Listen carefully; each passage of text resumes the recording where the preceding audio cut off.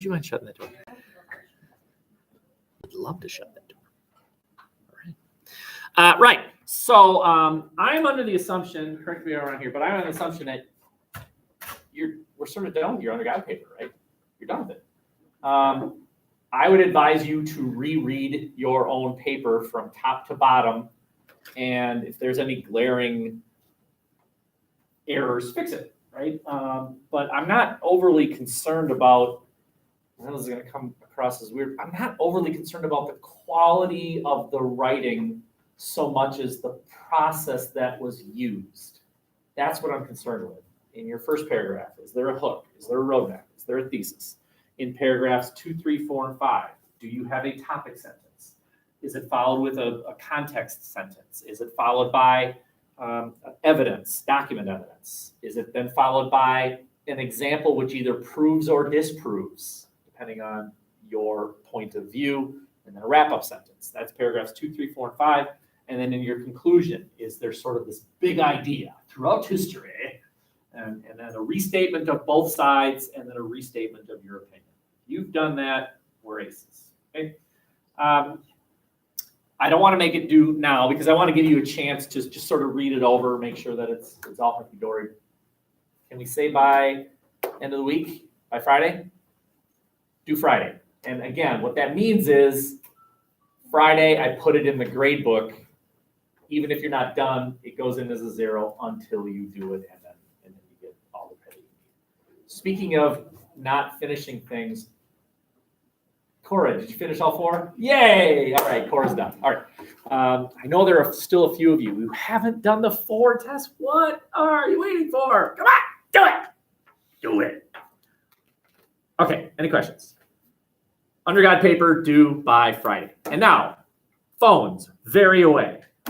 Really, very, really, very away.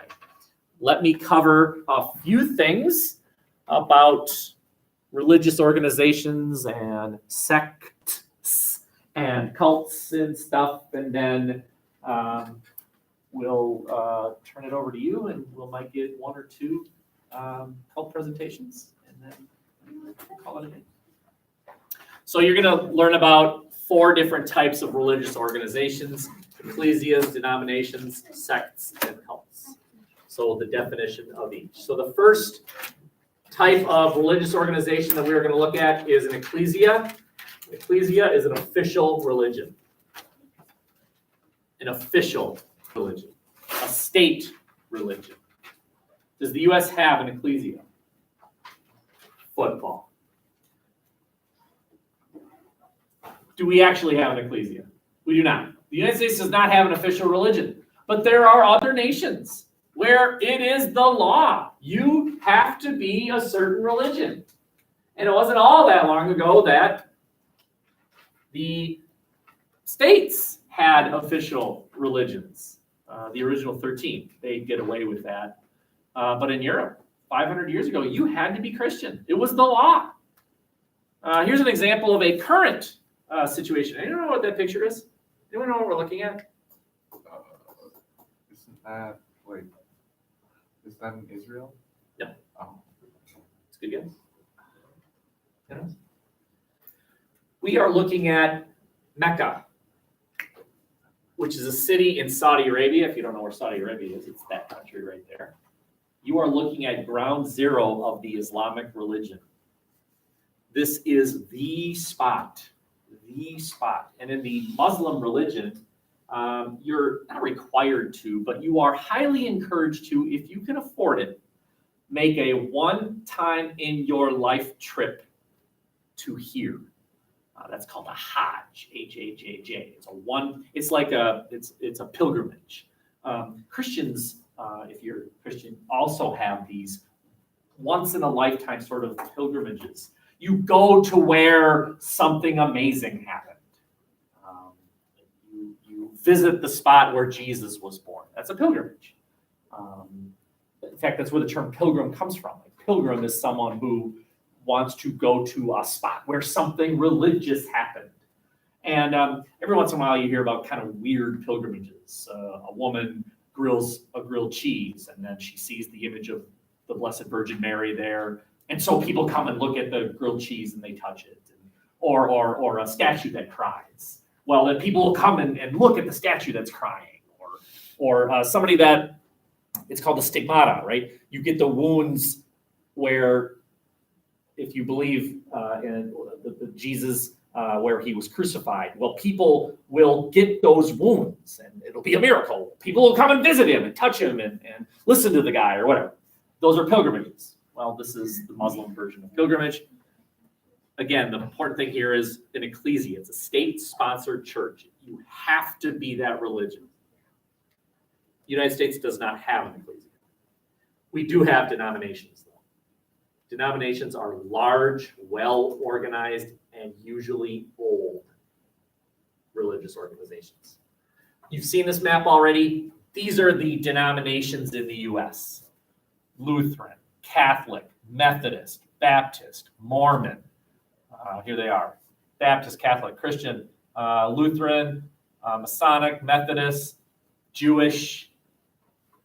If there's an old building whose primary purpose is the religious service, that is a denomination. If instead you're worshiping in the basement of some friend's house, it's not a denomination. I'm not saying it's any better or any worse. It's just not a denomination. It might become a denomination. As a matter of fact, all denominations were at one point a sect. They all start small, and then word spreads. And they might become a denomination. A sect might become a denomination. It also might become a cult. There's that critical time when they either become appealing to the masses or they go down Weirdville. And we'll explore that. A sect is your third type of religious organization.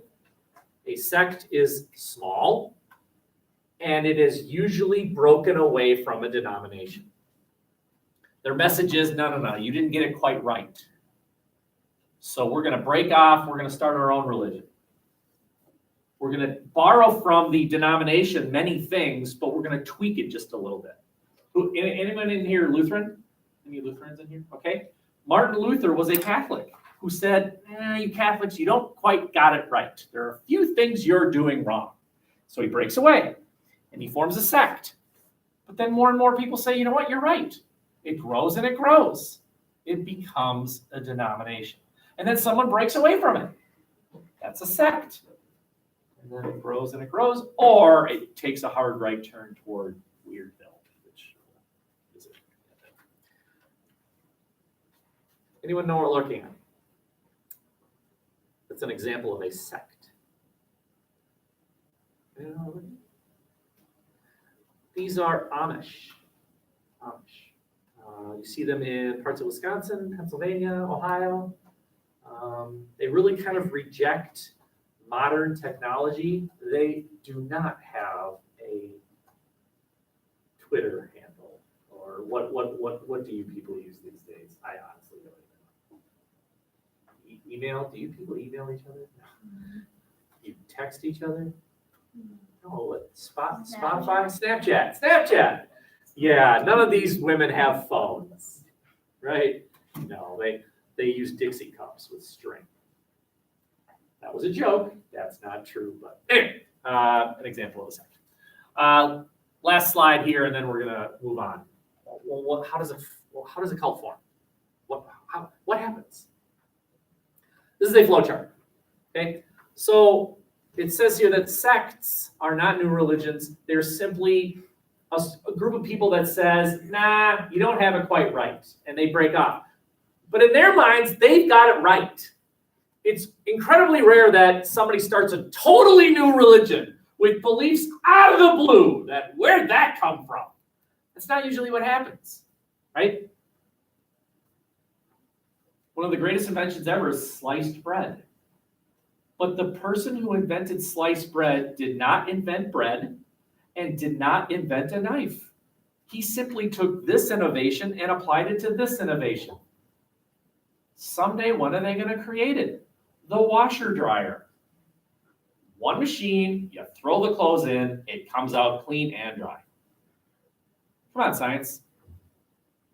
Right? Whoever invents that thing will not have invented a washer or a dryer. That's already out there. What they do is they see the connection. Hey, why don't we take this and put it here? Right? That's usually how inventions are made. It's not a totally new thing. It's just taking this thing and applying it to this situation. Right? The washer dryer. Okay. Sometimes a new religion is only new because it was somewhere else and then it comes here. Like, for example, this is Hindu religion. You are looking at a line graph showing the Hindu religion's membership in the US. 100 years ago, nobody. Well, not nobody, but not very many. Where is the main location of the Hindu religion? India. Yeah, exactly. Okay.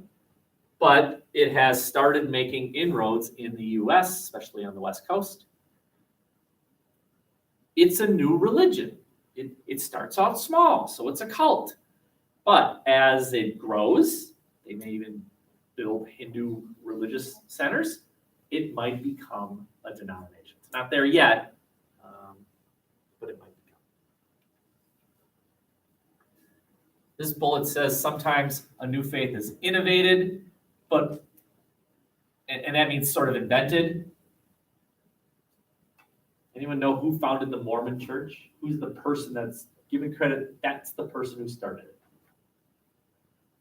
His name was Joseph Smith, and he claimed that God visited him and told him to write this stuff down. That book was called, the book that Joseph Smith wrote. Yes, you do. The Book of Mormon. That's right, the Book of Mormon, which he lost. This is actually kind of weird. What actually happened was his wife stole it and then went to him and said, okay, if God told you what to write, then you should be able to write it again, word for word. Right? She had it the whole time. And so he rewrote it, and then when she confronted him about the differences, he said, well, God changed his mind. Okay. So anyway, they started a religion called the Mormon religion. But something happens, and then I'll call that deviant behavior, and that's when they become a cult, which I'm going to talk more about later. What is a cult? All I've shown you on this slide is the different ways that a cult kind of gets started. Well, one is there's a breakaway from a dominant religion, or they're imported from other parts of the world, or truly started from scratch. These are your three ways that any religion gets started.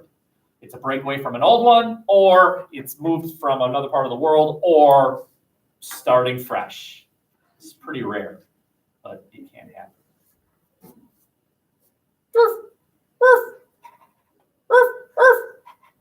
Oh, that. Sorry, what? This is my Abraham Lincoln. Okay. Any questions? All right, ready? Come on. We did this before. Let's go. Hands up. Come on. Trust me. Hands up. Oh, yeah.